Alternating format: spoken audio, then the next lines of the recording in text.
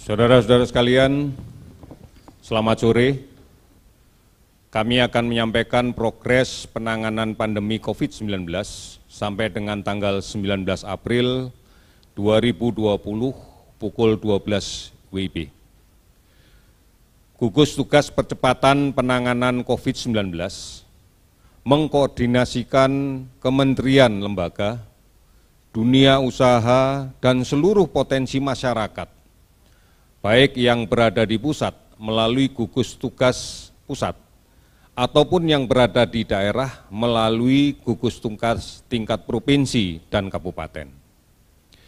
Keseluruhan gugus tugas ini melaksanakan tugas untuk melakukan percepatan penanganan COVID-19 dan bekerja berdasarkan pada 6 arahan Presiden untuk membendung penyebaran COVID-19, yaitu yang pertama, melaksanakan pengujian sampel secara masif dengan pelacakan yang agresif dan diikuti isolasi yang ketat. Ini juga dilaksanakan mulai dari pusat sampai ke tingkat daerah. Kemudian yang kedua, memperbanyak layanan konsultasi medis dengan menggunakan teknologi. Hal ini penting untuk mengurangi kunjungan ke rumah sakit, mengurangi kerumunan di rumah sakit pada saat proses administrasi pendaftaran dalam rangka konsultasi medis. Dan ini juga akan berperan cukup besar untuk mengurangi penularan dari satu orang ke orang yang lain. Cukup banyak layanan-layanan telemedicine yang bisa diakses oleh seluruh masyarakat dalam rangka menjalankan layanan konsultasi medis ini. Kemudian yang berikutnya, melaksanakan komunikasi yang efektif, detail, baik, dan transparan kepada semua pihak, baik terkait dengan edukasi kepada masyarakat, baik terkait dengan resiko yang dimiliki oleh masing-masing daerah yang tidak sama, baik terkait dengan ODP, baik terkait dengan PDP, baik terkait dengan kasus yang konfirmasi positif, yang sudah sembuh, yang masih dirawat, maupun yang meninggal. Yang berikutnya adalah kita harus disiplin, menerapkan semua aturan, baik yang dibuat oleh pemerintah daerah maupun oleh pusat, terkait dengan upaya-upaya untuk membendung penularan ini melalui mekanisme PSBB, melalui kebijakan tetap tinggal di rumah, melalui kebijakan harus menggunakan masker pada saat keluar rumah, melalui mekanisme menjaga jarak fisik pada saat melaksanakan kontak sosial dengan siapapun, termasuk dalam rangka melaksanakan isolasi mandiri ataupun isolasi kelompok secara mandiri yang dilaksanakan oleh masyarakat. Kemudian semua pihak diharuskan untuk memberikan jaminan terhadap kelancaran arus logistik, karena logistik ini dibutuhkan oleh masyarakat, baik dari pusat sampai daerah maupun dari gudang-gudang logistik kepada masyarakat yang berada di daerah. Pastikan bahwa ini lancar dan bisa memenuhi kebutuhan masyarakat yang sedang melaksanakan tetap tinggal di rumah. Kemudian berbagai kebijakan stimulus ekonomi harus betul-betul tepat sasaran dan ditujukan semata-mata untuk fokus pada pemutusan rantai penularan COVID-19. Saudara-saudara, tantangan risiko kesehatan dan dampaknya dalam kehidupan sosial ekonomi sudah cukup berat. Oleh karena itu, mari kita pastikan kita terhindar dari tambahan beban psikologis akibat berita dan informasi yang tidak benar, yang tidak bisa dipertanggungjawabkan, dan hanya memunculkan kekhawatiran, memunculkan ketidakpercayaan kepada aparat pemerintah. Oleh karena itu, tetap konsisten kita mengikuti informasi yang dibagikan oleh pemerintah secara resmi, baik pada kanal covid19.go.id, hotline 119, WhatsApp COVID-19, Halo Kemkes di 1500567, di layanan aplikasi dan layanan telemedicine yang lain, serta tetap terus mengikuti siaran dari TVRI dan RRI yang disebarluaskan oleh televisi dan radio swasta lainnya. Saudara-saudara, secara prinsip penanganan di bidang kesehatan dilakukan melalui dua mekanisme pendekatan. Yang pertama, ini menjadi penting, yaitu pengelolaan COVID-19 ini di pra-rumah sakit. Pengelolaan di sebelum rumah sakit. Dengan melalui pemutusan penularan, dengan mengedukasi masyarakat, menjaga jarak fisik saat berkomunikasi, tetap tinggal di rumah, memakai masker, sampai dengan melaksanakan isolasi mandiri, baik perorangan sampai dengan kelompok, dan menerapkan PSBB. Upaya ini akan diperkuat dengan penelusuran kontak dekat, kontak tracing dari kasus positif terkonfirmasi yang dirawat di rumah sakit. Kegiatan kontak tracing ini akan dilaksanakan oleh Dinas Kesehatan setempat yang sudah barang tentu akan dibantu oleh pemerintah setempat, aparat pemerintah setempat. Disinilah peran para kepala desa menjadi sangat penting. Keberhasilan upaya ini sangat tergantung pada peran serta masyarakat. Kerjasama semua perangkat dari tingkat RT, tingkat RW, desa, untuk bergotong royong dalam semangat saling melindungi. Lindungi yang sehat, lindungi yang sakit, bantu yang mengalami kesulitan akibat pandemi ini. Yang kedua adalah pengelolaan rumah sakit. Dengan mengupayakan secara maksimal, penderita COVID-19 mendapatkan layanan yang terbaik. Dan petugas kesehatan yang melayaninya pun juga terlindung dari kemungkinan penularan COVID-19 dari pasien yang dirawat. Pemerintah terus akan menata pemanfaatan rumah sakit, baik rumah sakit darurat dalam rangka untuk karantina rumah sakit, untuk layanan penderita yang terkonfirmasi positif dengan kebutuhan layanan rawatan yang tidak intensif. Artinya penderita dengan keluhan ringan sedang yang tidak memungkinkan untuk melaksanakan isolasi mandiri.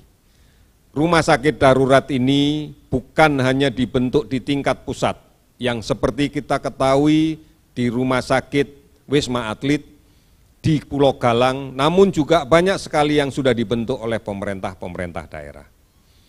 Kemudian rumah sakit rujukan untuk penanganan penderita COVID-19 yang membutuhkan perawatan intensif dengan berbagai macam alat yang dibutuhkan.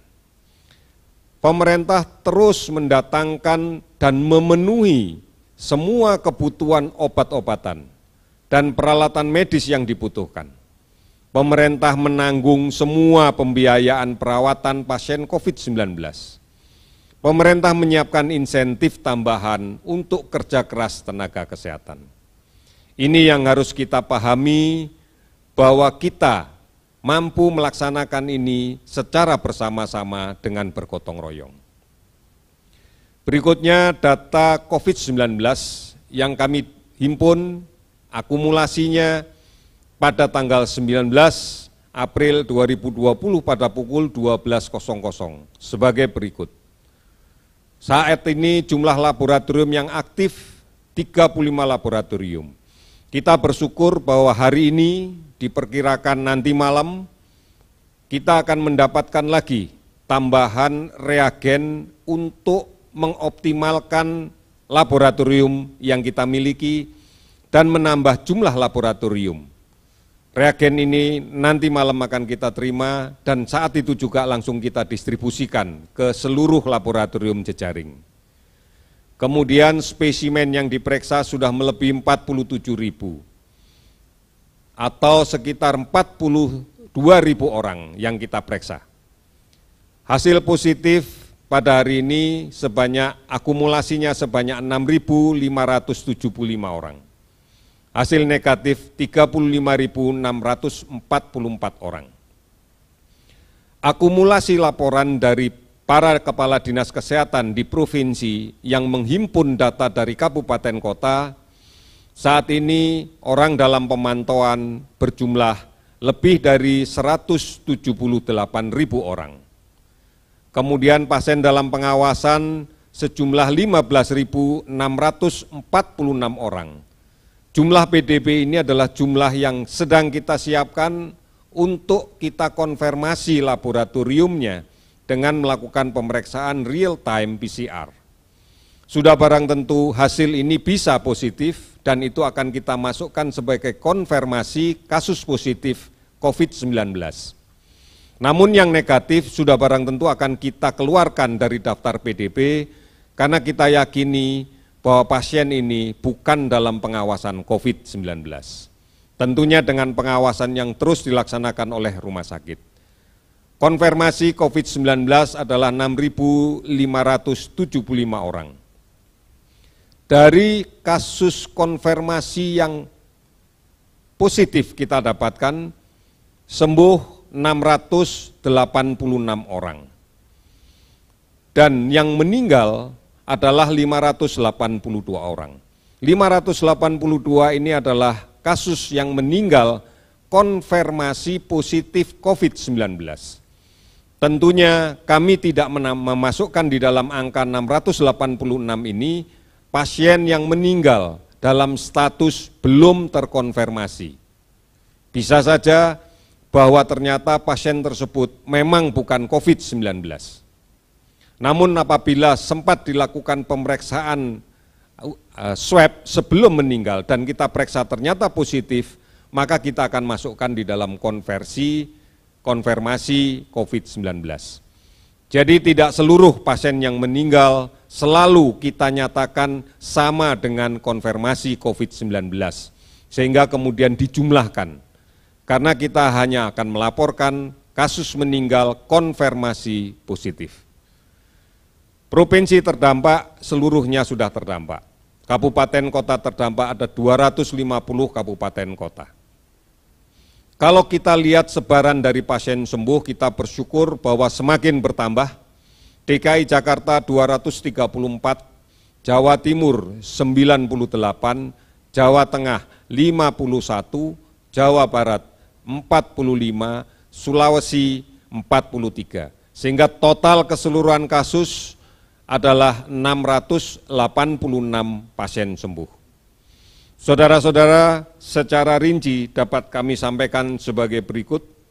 Pada hari ini bertambah kasus konfirmasi positif sebanyak 327 orang, sehingga total menjadi 6.575. Ada 55 pasien yang sembuh, sehingga total menjadi 686. Kriteria sembuh ini adalah sembuh berdasarkan hasil laboratorium 2 kali berturut-turut negatif dan keluhan klinis sudah tidak ada lagi. Ini acuan untuk menentukan pasien COVID-19 terkonfirmasi positif yang dinyatakan sembuh. Kemudian ada 47 yang meninggal sehingga jumlahnya menjadi 582. Saudara-saudara, mari kita berpartisipasi secara aktif dalam penanganan COVID-19 di tahap pra-rumah sakit dengan memutuskan penularan COVID-19. Pastikan kita tidak tertular dan kita tidak menulari, tetap tinggal di rumah. Mari kita sebarluaskan dengan melaksanakan pelaksanaan penggunaan masker. Maskerku melindungi kamu, maskermu melindungi aku. Hargai dan bantu mereka yang melaksanakan isolasi mandiri. Jangan mendiskriminasikan pasien COVID-19 yang telah sembuh. Keberhasilan membendung penularan COVID-19 akan sangat mempengaruhi beban perawatan di rumah sakit. akan sangat mempengaruhi beban perawatan di rumah sakit. Semakin banyak pasien yang dirawat akan semakin berat beban kita untuk menurunkan jumlah yang sakit dan yang meninggal karena COVID. Oleh karena itu saudara-saudara sekalian, mari kita lawan COVID dengan tingkatkan imunitas diri kita. Makan yang bergizi, sabar dan tenang, istirahat yang cukup dan teratur, tidak panik dan jaga perasaan kita tetap bergembira. Jaga jarak, pakai masker, jangan menyentuh mata, hidung, mulut sebelum mencuci tangan. Pakai sabun dengan air yang mengalir. Gotong royong dan bersatu melawan COVID. Dari pusat sampai ke desa, sampai ke RT, RW, sampai keluarga. Tetap di rumah, produktif di rumah.